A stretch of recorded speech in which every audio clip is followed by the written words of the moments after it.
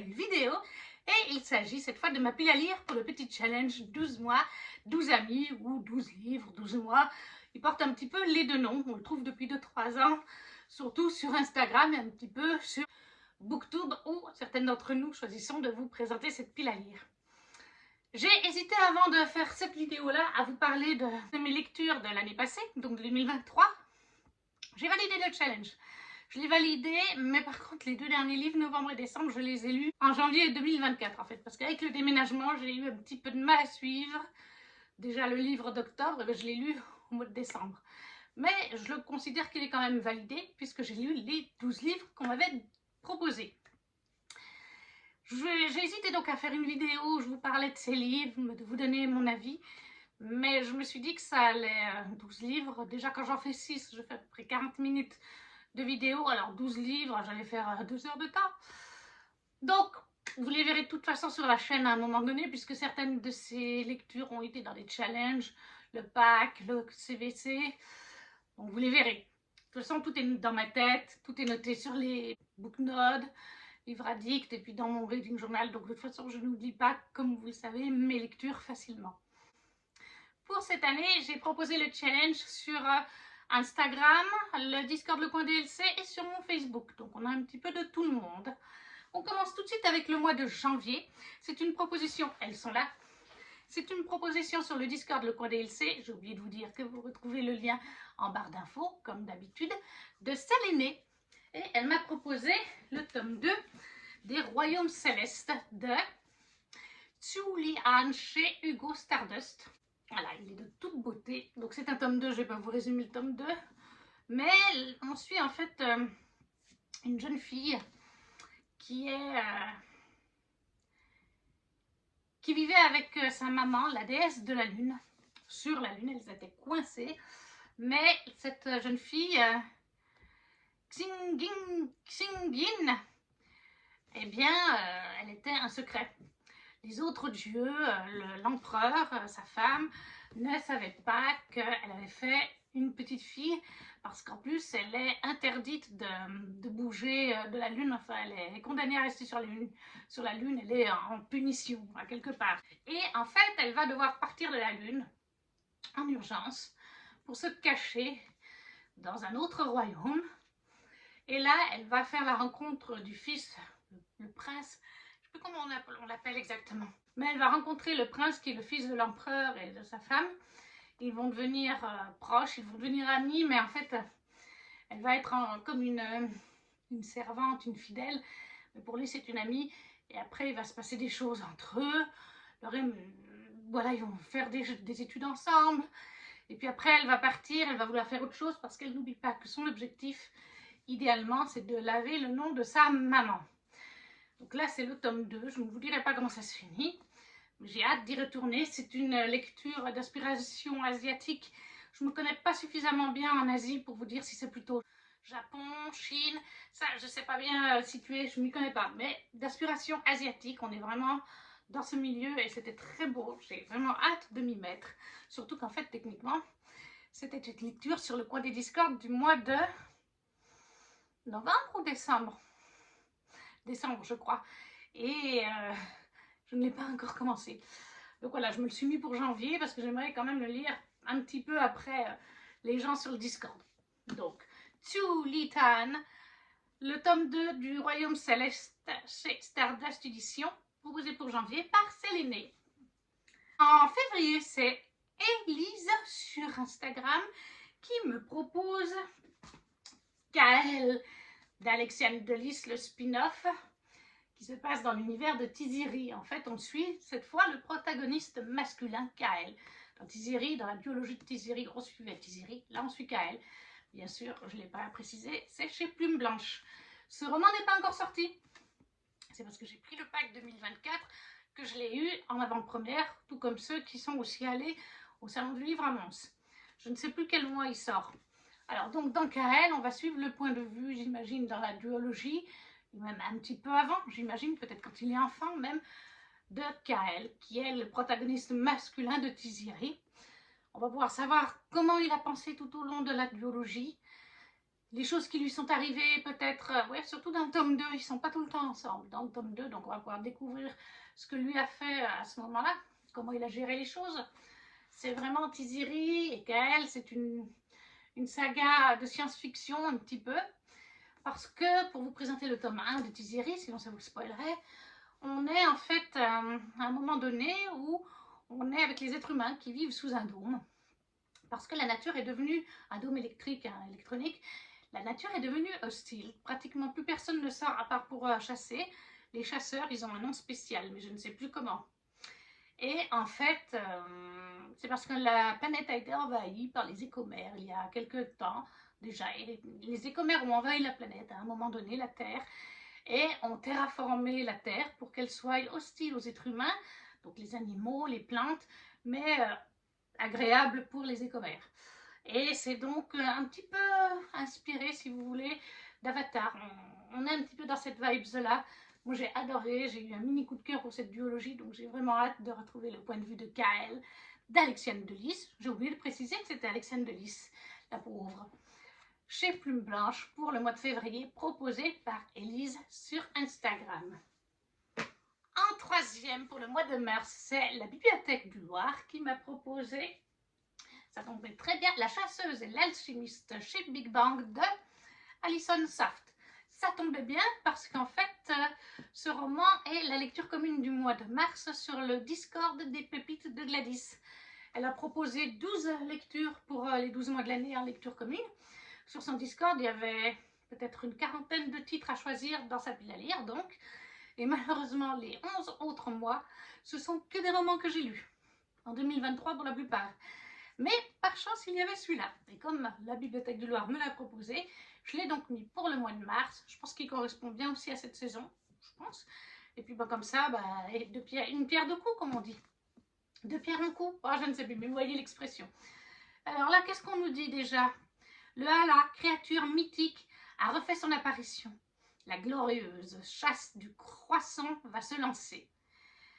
Et en fait, Margaret en est sûre, si elle remporte cette chasse, sa mère Evelyn rentrera enfin à la maison. Mais même si elle n'a pas son pareil avec son fusil, Margaret doit trouver un alchimiste comme partenaire, c'est la règle. Wes n'est pas alchimiste, du moins pas encore. Il a été congédié par tous ses maîtres et Evelyn représentait sa dernière chance. Quand il arrive au manoir, Margaret accepte qu'il y reste, à une condition, qu'il soit son partenaire de chasse. Bien qu'il forme une équipe improbable, Wes admire cette fille qui a survécu seule dans cette maison branlante emplie de fantômes et de chagrins. Et quand bien même Wes sème le chaos dans sa vie très ordonnée, Margaret comprend vite qu'il sait, lui aussi, ce que c'est d'être un paria. Alors que la chasse approche, ils vont découvrir une magie noire susceptible de leur offrir la victoire, à condition de réussir à survivre jusque-là. Voilà, donc pour le mois de mars, La chasseuse et l'alchimiste de Alison Saft chez Big Bang. Proposition de la Bibliothèque du Loir sur Instagram. On passe tout de suite au mois d'avril et cette fois c'est The Reading Ghost qui m'a fait cette proposition avec Les voleurs de fumée de Sally Green en format j'ai lu pour cette fois. Alors là c'est une trilogie, je sais que c'est de la fantasy. En fait Nina disait quand elle lisait cette saga, je crois qu'elle l'a fini, que c'était une sorte de Game of Thrones mais version young adulte, là où Game of Thrones est tout à fait adulte. Qu'est-ce qu'on nous dit? Une princesse visionnaire qui ne laissera personne lui dicter sa conduite. Un soldat idéaliste déchiré entre son cœur et son devoir. Une chasseuse intrépide traquant la plus dangereuse des proies. Un traître déterminé à venger le sang de son peuple. Un voleur insaisissable qui multiplie les faux semblants. Un monde immense et magique au bord du chaos dont la clé se trouve peut-être au fond d'une bouteille de fumée. Voilà. Et ça, c'est le prix Imaginal 2022 et le prix Babelio aussi. Donc, Les voleurs de fumée de Sally Green, le tome 1, chez J'ai lu, proposé par The Reading Ghost pour le mois d'avril. On passe maintenant au mois de mai. Et cette fois, c'est Lily Black's Readings qui me l'a proposé sur Instagram, toujours Silver in the Bones d'Alexandra Bracken dans la magnifique édition Fairy Loot. Juste pour vous rappeler un petit peu. Il est sorti en français chez De Saxus. Je crois que ça s'appelle en français La malédiction des eaux brisées. D'ailleurs, Lily Blacks m'a fait la proposition en français. Mais comme je l'ai en version Fairyloot, je ne l'ai pas racheté en français. Là, on nous dit brise le sort avant qu'il te brise toi. Ça, c'est la phrase d'accroche. Après, on ne nous dit pas grand-chose d'autre. Je crois qu'on est sur une réécriture un petit peu du roi Arthur, mais je ne veux pas vous dire de bêtises. Oui, voilà, Arthur, la légende d'Arthur. Voilà, donc on est un petit peu sur une réécriture de la légende d'Arthur. J'ai vraiment hâte de le lire, c'est un des Fairyloot qui me fait le plus envie. Donc Alexandra Bracken, Silver in the Bones, pour le mois de mai, proposé par Lily Black Ravings.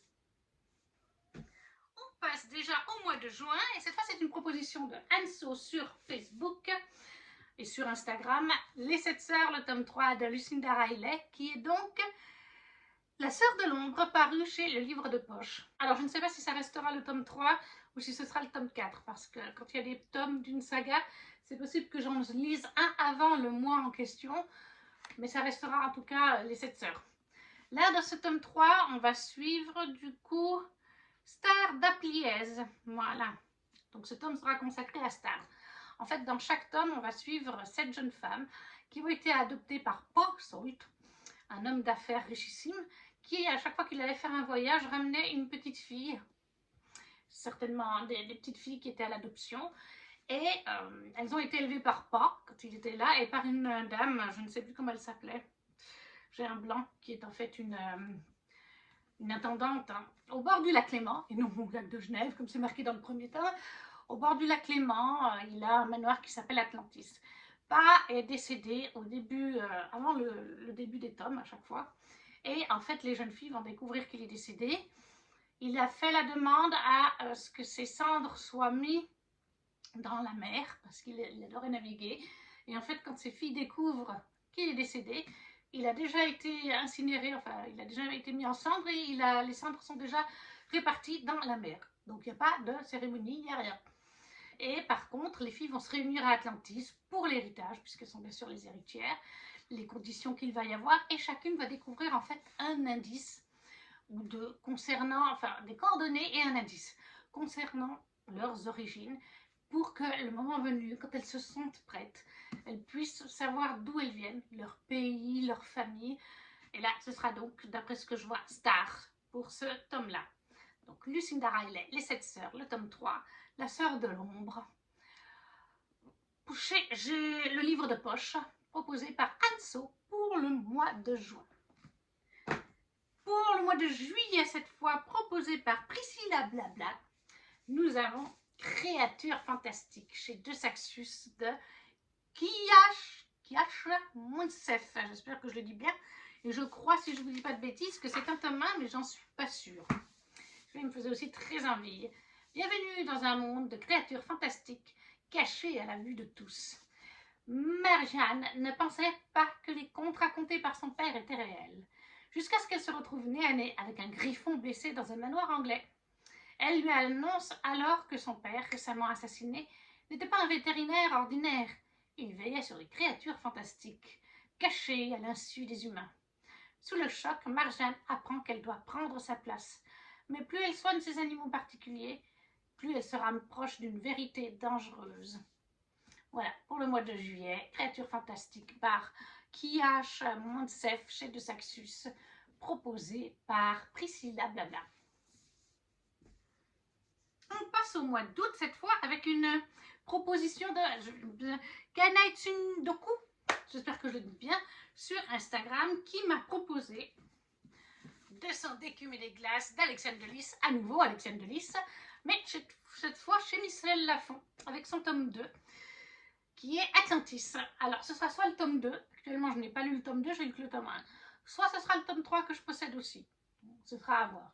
C'est un tome 2, je ne vais pas vous en parler, je ne vais pas vous lire le résumé, simplement vous dire que dans le tome 1, on va suivre Perséphone, ça se passe en France, hein, et on va suivre Perséphone qui est en fin d'études. Perséphone qui est persuadée qu'elle est en train de mourir. Parce qu'en fait, Perséphone, depuis toujours, elle se sent bizarre.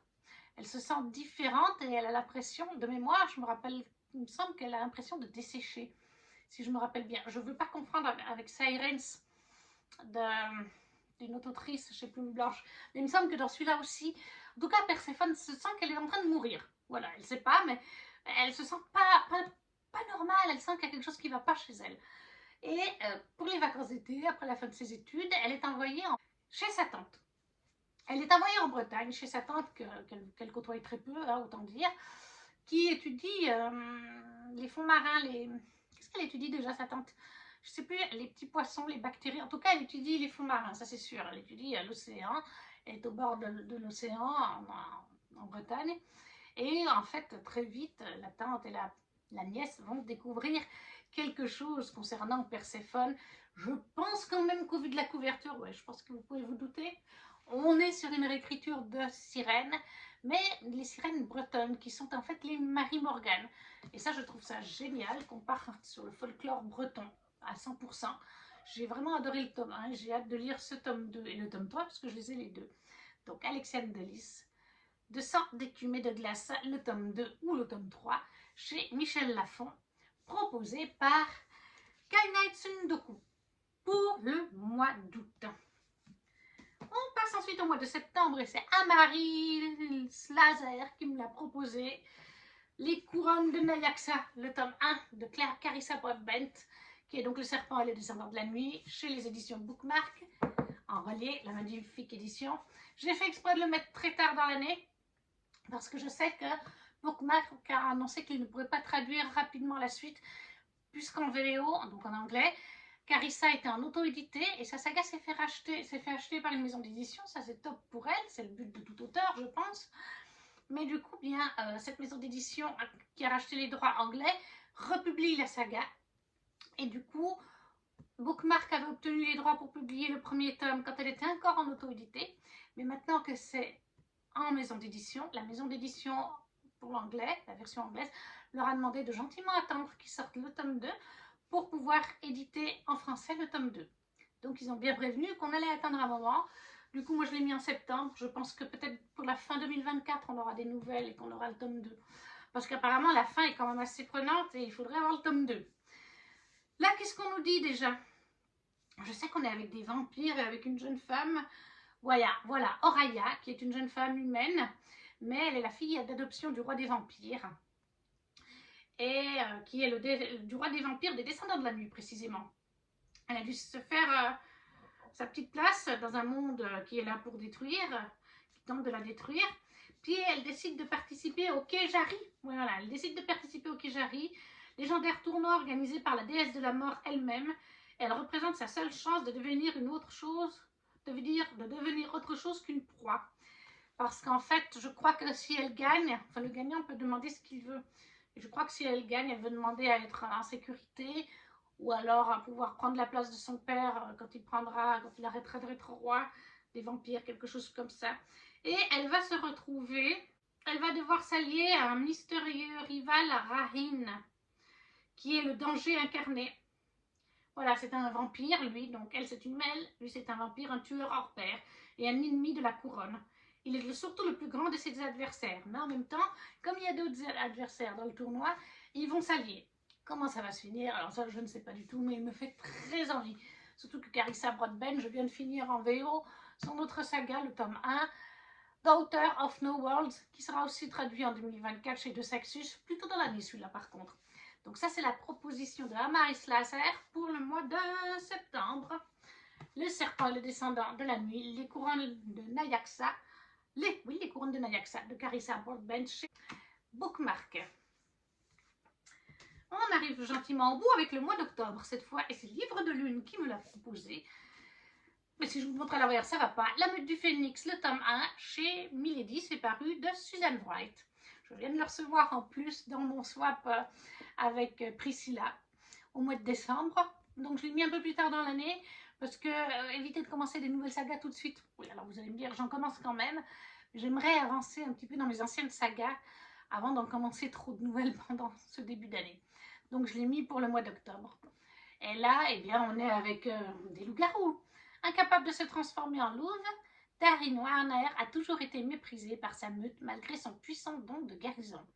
Quand son père décide de l'unir de force à Roscoe Weston, un alpha violent et dominateur qui lui promet de la briser, Darin refuse de se soumettre. C'est alors que Trey Coleman, dangereux alpha connu pour sa sauvagerie, lui propose un marché, s'unir temporairement à lui. Il y gagnerait une alliance et elle sa liberté. Mais faire semblant comporte aussi des risques, d'autant que leur attirance l'un pour l'autre semble hors de contrôle. Voilà, et on nous dit action romance derrière. Donc, La Meute du Phénix, le tome 1 de Susan Wright, pardon. Chez Milady, le tome 1, choix de livre de lune pour le mois d'octobre. On passe maintenant au mois de novembre. C'est Ileane Kruba sur Instagram qui me propose de me lancer dans Ses promesses maudites, le tome 1, paru chez De Saxus de Lexiriane, tout simplement. Voilà. Alors j'avoue que je l'ai mis un petit peu plus tard dans l'année. C'est pas plus mal qu'on me l'ait proposé en lecture 12 mois, 12 amis, 12 livres. Parce qu'en fait, j'ai vu quelques retours sur ce roman. J'ai l'impression qu'il y a... On voit deux messieurs sur la couverture. J'ai l'impression qu'il y a un love triangle et j'aime pas trop ça. Et j'ai vu 2-3 avis pas fameux en fait. Donc moi ça me force à le sortir. Un cœur est une chose dangereuse à voler. Brie est une voleuse extrêmement douée qui déteste plus que tout au monde les failles. Lorsque sa sœur Jazz est devenue et vendue au cruel roi de la cour de la lune, elle n'a malheureusement d'autre choix que de se rendre dans le royaume de Faerie. Pour sauver la jeune fille, Brie passe un accord avec le roi et accepte de voler pour lui 3 puissantes reliques magiques à la cour du soleil. Mais encore faut-il pouvoir les trouver. Heureuse coïncidence, le prince Ronan cherche une potentielle épouse humaine. Brie rejoint donc le rang de ses prétendantes pour pouvoir arpenter librement les nombreuses salles du palais d'or. Mais elle découvre vite que le prince n'est pas aussi détestable qu'elle l'imaginait. Bien au contraire. Ne voulant pas laisser ses sentiments compromettre sa mission, elle accepte l'aide de Finn, le chef d'un groupe rebelle. Mais plus elle passe de temps à ses côtés, plus elle a du mal à résister à ses charmes. Prise entre deux cours dangereuses, Brie doit décider à qui confier sa loyauté et son cœur. Muy clairement, Love Triangle. Voilà, je n'aime pas ça. On a trop eu de Love Triangles, mais bref. Ses promesses maudites, le tome 1 de Lexi Ryan chez De Saxus pour novembre 2024, proposé par Ileane Kruba. Et on termine cette année avec le mois de décembre une proposition de Cathy DSVL sur le Discord Le Coin des Lectures. Et elle me propose de terminer une trilogie. C'est bien, elle me force à le sortir. Grisha, le tome 3. Bon, de toute façon, je voulais le sortir en 2024. Je veux finir cette trilogie qui coince pour moi pour pouvoir essayer de me lancer dans autre chose de Leigh Bardugo par la suite. Parce que je sais que ça a coincé pour beaucoup de gens. Enfin, je sais que plusieurs personnes que je suis ont coincé sur Grisha, mais ont bien aimé par contre les Six of Crows et d'autres choses comme ça. Donc, Grisha de Leigh Bardugo, paru chez Milan, tome 3. Là, on est avec une jeune fille qui est Alina. Et Alina va découvrir, on est dans un royaume inventé, elle va découvrir en fait qu'elle possède un don. Elle avait été testée petite avec son ami, son meilleur ami, mais ils n'avaient pas de don. En fait, si, Alina en avait un. En fait, elle a un don de lumière, qui est un don ultra rare, et qui pourrait permettre de contrer le fold. Je ne sais plus comment on dit en français, mais c'est une espèce de mer... mais pas une mer d'eau, c'est une mer d'ombre, une mer sombre, comme un brouillard. Et en fait, dans ce brouillard, il y a des créatures qui évoluent. On ne peut le traverser qu'en bateau. Mais encore faut-il ne pas se faire tuer par ces créatures. Et ça divise le royaume vraiment en deux. On est obligé de passer là-dedans si on veut passer de l'autre côté. Et voilà, Alina donc aurait ce pouvoir, si elle apprend à le maîtriser, pour contrer ses effets sur cette mer d'ombre, littéralement. Mais il va bien sûr se passer plein d'autres choses. Il y a aussi bien sûr un grand méchant qui est le Darkling. Voilà, c'est tout ce que je veux en dire. Après ça en dirait trop je pense, mais c'est le tome 3. Donc de Grisha, de Leigh Bardugo chez Milan pour le mois de décembre. Par Cathy DSVL sur le coin des Discord. Et voilà. Nous avons terminé. Je reprends ma petite pile à lire, qu'on puisse voir tout ce qu'il y a ensemble, qui est bientôt aussi haute que moi. Et voilà. N'hésitez pas à me dire en commentaire si vous avez lu certains de ces livres, s'ils vous font envie, si vous faites ce petit challenge, si vous avez fait une vidéo ou les livres qu'on vous a mis dedans. Si vous ne savez pas quoi mettre, vous laissez juste un petit emoji, ça fait toujours plaisir. Un petit pouce pour soutenir la chaîne. Et nous, on se retrouve très vite pour une prochaine vidéo. Ciao, ciao!